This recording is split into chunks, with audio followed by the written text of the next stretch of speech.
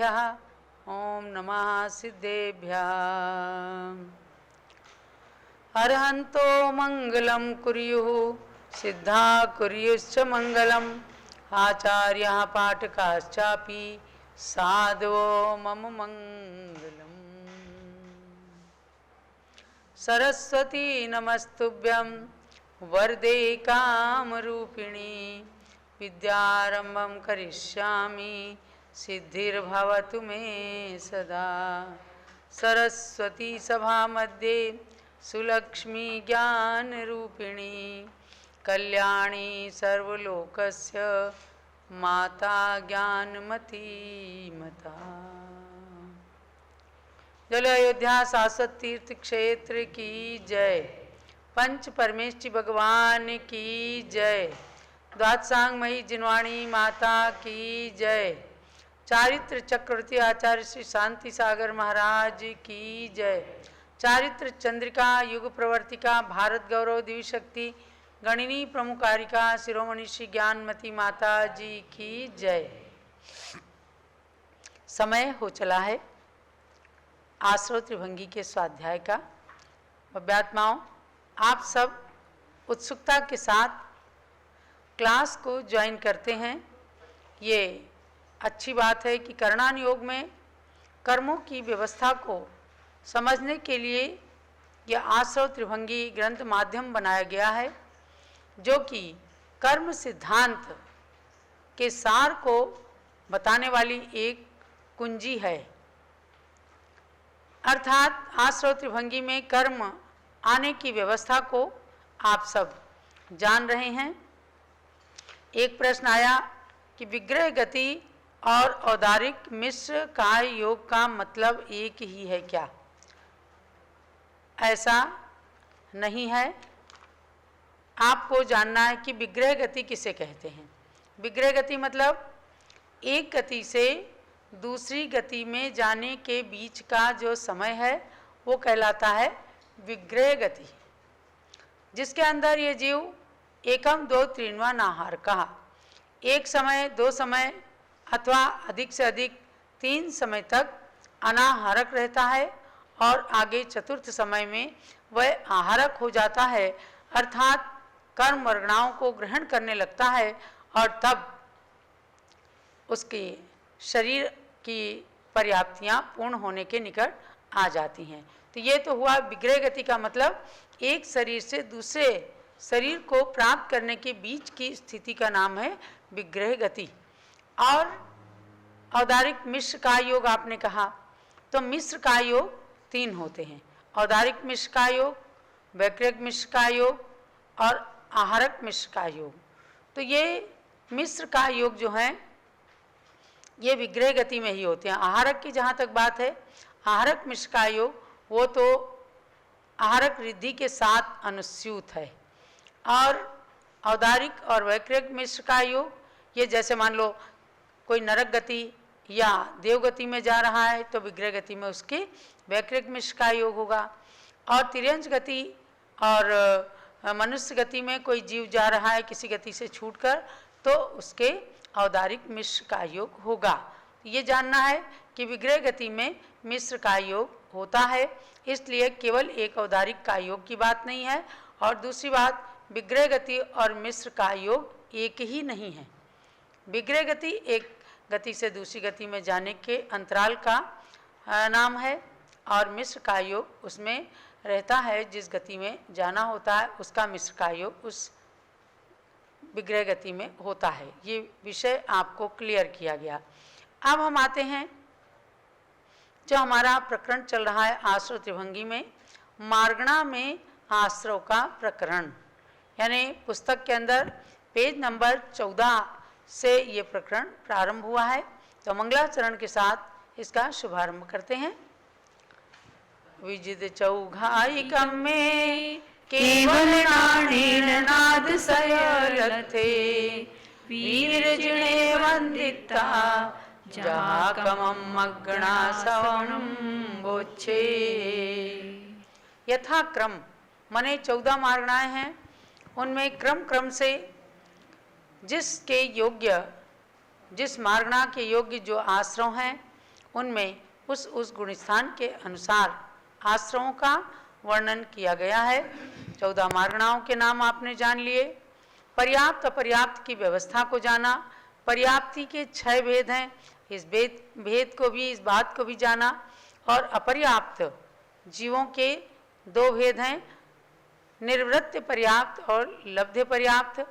अब इनको जानने के बाद मार्गणा का क्रम शुरू होता है। तो सबसे पहली मार्गणा कौन सी है? गति मार्गणा। गति मार्गणा के 4 भेद हैं, नरक गति, तिर्यंच गति, मनुष्य गति और देवगति। तो सर्वप्रथम नरक गति का वर्णन इसमें लिया है। 26 नंबर की गाथा में बताया विशेष बात कि नारकियों के प्रथम नरक में स्त्री वेद, पुरुष वेद, आहारक, आहारक मिश्र, औदारिक, औदारिक मिश्र, इन 6 आश्रव के बिना 51 आश्रव होते हैं। ये बात आपको यहाँ पर विशेष बताई गई। ऐसे तो सभी नरकों में ये 6 आश्रव नहीं होंगे, 51 आश्रव ही होंगे। प्रथम नरक के अंदर इस बात को जो बताया गया है कि प्रथम नरक में नारकियों के ये जो 6 आश्रव कम किए हैं और 51 आश्रव बताए गए हैं। तो आपको इसके अंदर दूसरे गुणस्थान, दूसरी गाथा से अनुस्यूत करके इसमें बताया गया है कि प्रथम नरक के अंदर सम्यक दृष्टि जीव मर करके प्रथम नरक में ही जाता है।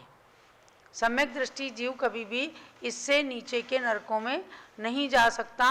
और प्रथम नरक में भी जिसने पहले नरक की आयु बांध ली है, बाद में उसे सम्यक दर्शन हुआ है। जैसे राजा श्रेणिक को पहले मुनि के गले में सर्प डालते समय 7वें नरक की आयु का बंध हुआ और उसके बाद उन्होंने भगवान महावीर के समो शरण में महावीर स्वामी की एकदम इतनी भक्ति की कि 7वें नरक की आयु घट करके प्रथम नरक की मध्यम आयु उनको प्राप्त हुई। प्रथम नरक में जघन्य आयु कितनी है?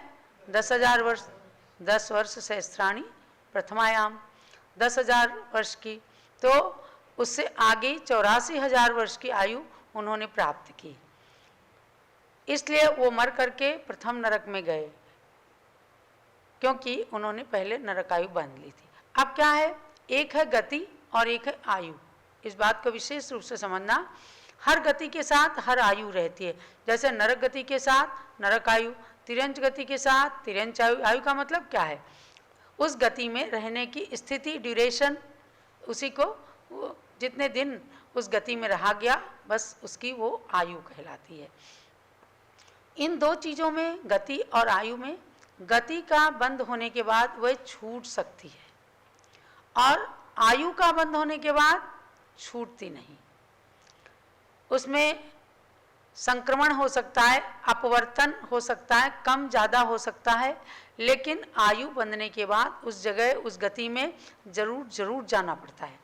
लेकिन अगर केवल गति बंधी है, आयु नहीं बंधी, आयु का अपना एक समय होता है। आयु की त्रिभागी जब आती है, इस सूक्ष्म व्यवस्था को आप कभी जानना। तो जब आयु की त्रिभागी पड़ जाती है, आयु बंध जाती, तो उस गति में अवश्य में जाना पड़ता है। तो राजा श्रेणिक ने नरक आयु का बंद किया था, आयु तो नहीं छूटी। अगर छूट सकती होती, जैसे कोई टिकट होते, रिजर्वेशन करा लिया, नॉन रिफंडेबल, ऐसे ही नॉन ट्रांसफरेबल ये आयु है कि इसका परिवर्तन नहीं हो सकता, बस कम ज़्यादा हो सकता है।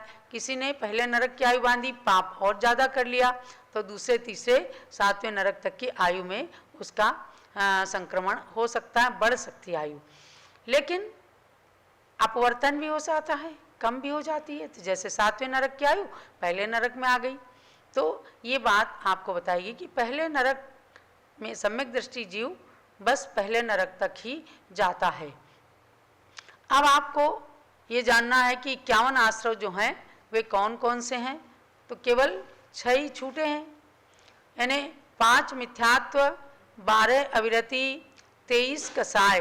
23 कसाय मतलब 2 उसमें से पुरुष वेद और स्त्री वेद निकल गए, क्योंकि वहाँ पर एक नपुंसक वेद ही होता है और 11 योग हैं, 51 की संख्या हमने बताई है। तो आप उसमें योग में 4 कौन से निकल गए? तो आहारक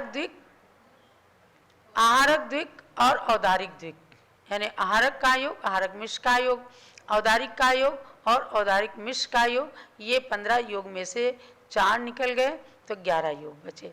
ऐसे करके 51 का आश्रव होता है और 6 का अनाश्रव, मतलब 6 आश्रव नरक गति में होते ही नहीं है, क्योंकि वहाँ तो वैकृत ही शरीर होता है। अब आपको आगे की गाथा के अंदर ले चलती हूँ, 27 नंबर की गाथा। विधीय गुणे निरय गदिम, विधीय गुणे निरय गदिम, न यादि इति तस्य नत्थिकं मह्यं, न यादिदि तस्य नत्थिकं मह्यं, वेगुव्यमिस्सं चदु, वेगुव्यमिस्सं चदु, ते होन्त्युः अविरदे ठाणे, ते होन्तिहुः अविरदे ठाणे। सामूहिक रूप में गाथा को पढ़िएगा।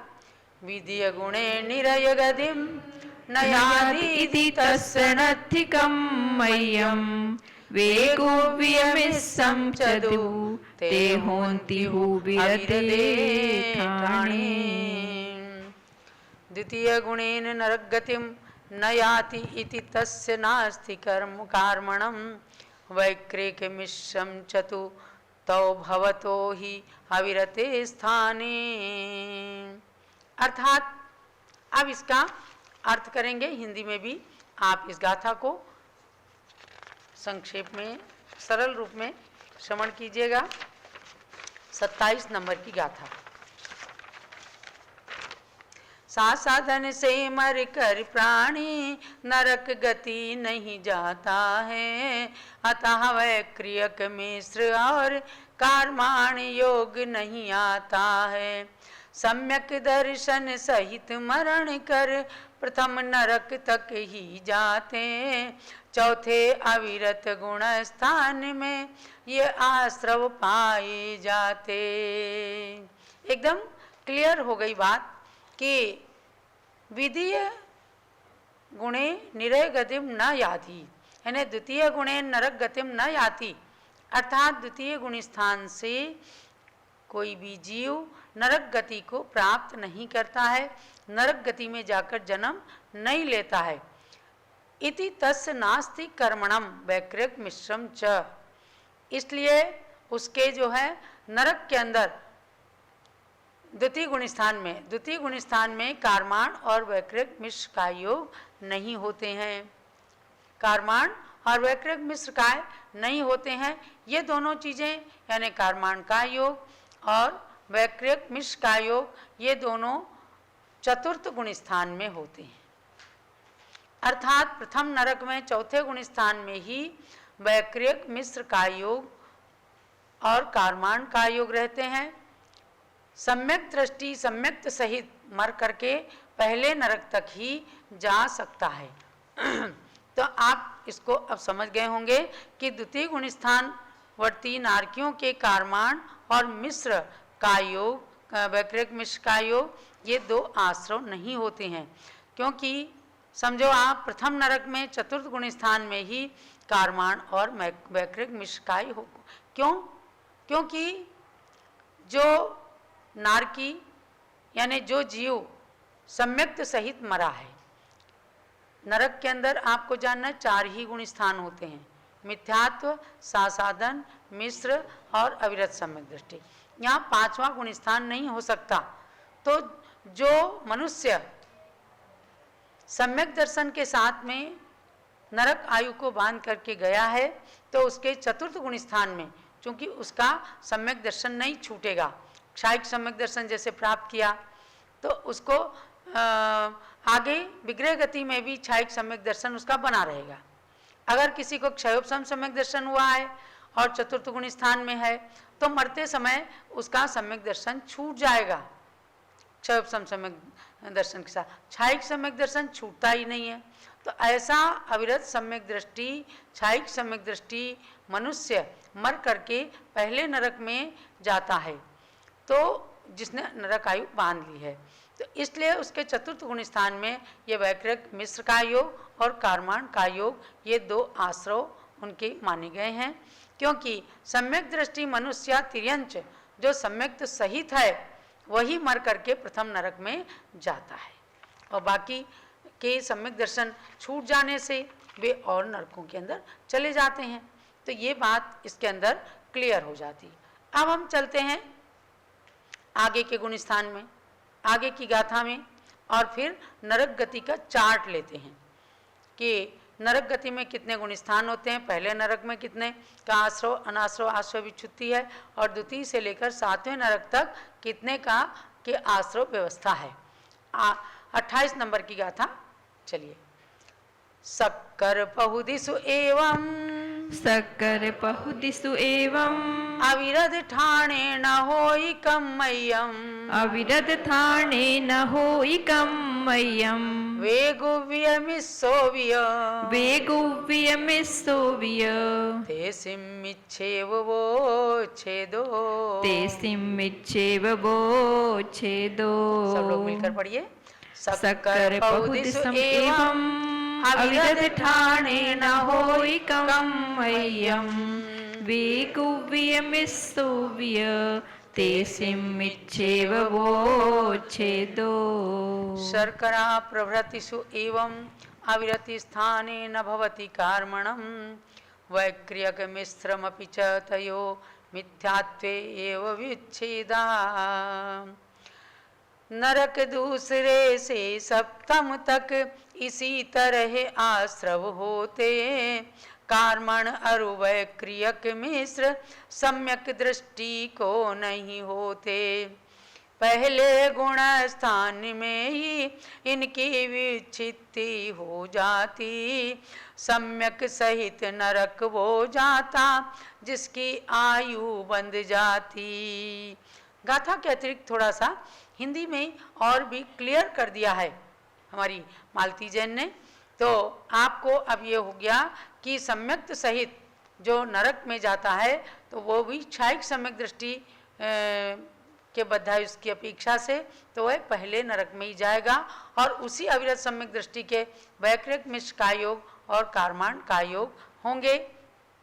अब इसके अंदर क्या बताया है कि द्वितीय नरक से लेकर 7वें नरक तक, भाई पहले नरक की थोड़ी सी व्यवस्था अलग थी, सम्यक दर्शन की अपेक्षा से, बद्धायुष की अपेक्षा से वहाँ जाने वाले जीवों के लिए। अब द्वितीय नरक से लेकर 7वें नरक तक की सारी व्यवस्था एक सी है, और सारे नरकों में 51 आश्रव की ही गिनती आएगी, यानी 51 आश्रव में से ही उसके अंदर जोड़ घटाना आश्रव अनाश्रव आश्रव विच्छुत्ति को लेना है आपको। तो द्वितीय नरक से लेकर 7वें नरक तक इसी प्रकार से 51 आश्रव हैं। इसमें अंतर केवल ये है कि अविरत गुण स्थान में वैक्रियक मिश्र और कर्माण योग नहीं होता है, क्योंकि इन दोनों की विच्छुत्ति मिथ्यात्व गुण स्थान में हो जाती है। अब क्या मिथ्यात्व गुण स्थान में क्यों हो जाती है?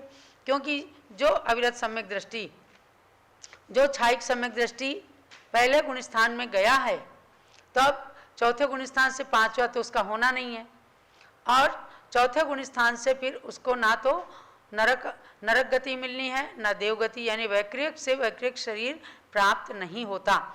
इसलिए द्वितीय गुण स्थान से 7वें गुण स्थान तक जो सम्यक दृष्टि नार की हैं, उनके अविरत गुण स्थान में वैक्रियक मिश्र और कर्माण का योग नहीं होगा, और जिनके हो चुका है ये अविरत क्षायिक सम्यक दृष्टि जीव के, तो उनके मिथ्यात्व गुण स्थान के पश्चात इनकी विच्छुत्ति हो जाती है।